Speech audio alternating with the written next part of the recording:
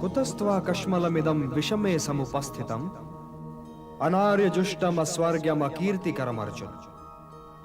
केशव, मेरा नाम लेकर मुझे पुकारने से पहले यह बताओ पार्थ कि इस समय जब विनाश के बादल चारों ओर से उमड़ आए हैं और धर्म, रक्षा और विजय की आस लिए तुम्हारी ओर देख रहा है, इस संकट की घड़ी में तुमने कायरता के इन हीन भावों को अपने हृदय में आने कैसे दिया? श्रेष्ठ पुरुष तो यूं विषाद में डूबा नहीं करते। धर्म और अधर्म के बीच संघर्ष की इस निर्णायक घड़ी में नपुंसक न बनो पार्थ, नपुंसक न बनो। हे परंतप, हे शत्रु संहारक, हे धनंजय, तुम्हारे ये भाव अनार्य हैं। ये तुम्हें स्वर्ग से गिरा देंगे और कीर्ति से भी, और तुम स्वयं ही अपने तिरस्कार का कारण बनकर रह जाओगे। इसलिए हे पार्थ, हृदय की इस दुर्बलता को त्यागो और युद्ध के लिए खड़े हो जाओ। खड़ा कैसे हो जाऊं मधुसूदन? खड़ा कैसे हो जाऊं? पितामह का वध करने के लिए खड़ा कैसे हो जाऊं? कुरुश्रेष्ठ पर प्रहार करने के लिए खड़ा कैसे हो जाऊं? जो मेरे लिए पूजनीय है उनसे युद्ध कैसे करूं? जिन गुरुओं ने मुझे विजय का मंत्र सिखाया उन्हें पराजित करने के लिए कैसे खड़ा हो जाऊं? इन महापुरुषों पर हाथ उठाने से तो कहीं अच्छा है कि मैं ये हाथ भिक्षा के लिए फैलाऊं। भिक्षा में मिली हुई रोटी इन महापुरुषों के रक्त से सनी भी नहीं होगी।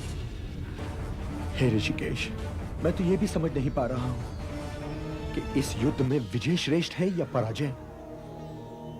धृतराष्ट्रपुत्र शत्रुओं की भांति मेरे सामने खड़े हैं। मैं जानता हूं कि उनका वध किए बिना जीना संभव नहीं है, किंतु हे केशव, उनका वध करने के उपरांत भी जीना सहज नहीं होगा। क्या वो मेरे भाई नहीं है केशव? बोलिए केशव। अवश्य है। बस केवल इतना ही कहना है आपको? तुमने केवल यही तो पूछा था पार्थ। किंतु यह युद्ध संबंधों और नातों की स्थापना या पहचान के लिए नहीं है कुंती पुत्र। अपने कर्तव्य को पहचानो और तब निर्णय लो, क्योंकि निर्णय तो तुम ही को लेना पड़ेगा। यदि तुम ये चाहते हो कि निर्णय मैं लूं और तुम इस युद्ध के उत्तरदायित्व से बच जाओ, तो यह नहीं होगा पार्थ, कदापि नहीं होगा। क्योंकि यह युद्ध भी तुम्हारा है और इस युद्ध का परिणाम भी तुम्हारा ही होगा।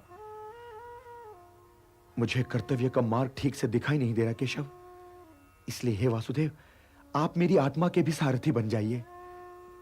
मैं जानता हूं कि मैं धर्म और अधर्म के बीच में खड़ा हूं, किंतु यह निर्णय नहीं ले पा रहा हूं कि धर्म किस ओर है और अधर्म किस ओर। मेरा मार्गदर्शन कीजिए केशव। इंद्रियों को सुखा देने वाले शोक से बचने का मार्ग दिखलाइए मुझे। अपनी इस मानसिक अवस्था में तो मैं युद्ध नहीं कर सकता गोविंद। गोविंद, मैं युद्ध नहीं कर सकता। न युद्ध से गोविंदम, न युद्ध से गोविंदम, न युद्ध से गोविंदम।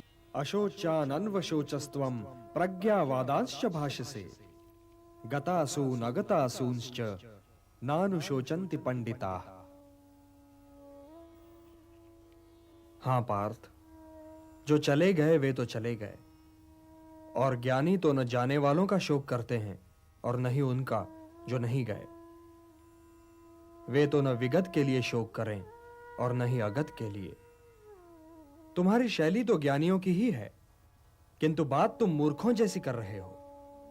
शोक करने से पहले यह तो देखो कि तुम जिनके लिए शोक कर रहे हो वे तो शोक के योग्य ही नहीं हैं। तो क्या पितामह या गुरुश्रेष्ठ आचार्य शोक के योग्य नहीं है केशव? यदि वे शोक के योग्य होते तो मैं ये कहता ही क्यों पार्थ। तुम इस सत्य को समझ लो पार्थ कि मूल तत्व शरीर नहीं आत्मा है, और मृत्यु उसकी यात्रा का अंत भी नहीं है, क्योंकि उसकी यात्रा तो अनंत है। मृत्यु तो केवल एक पड़ाव है पार्थ, केवल एक पड़ाव। सांस का अंत पवन का अंत नहीं है। यूं समझो पार्थ कि प्राणी तो पहले बालक होता है, फिर वो बालक युवा हो जाता है, फिर वो युवा वृद्ध और फिर मृत्यु। किंतु ये यात्रा तो शरीर की है। आत्मा तो इससे भी आगे जाता है। वो एक शरीर को त्याग कर कोई और शरीर धारण कर लेता है।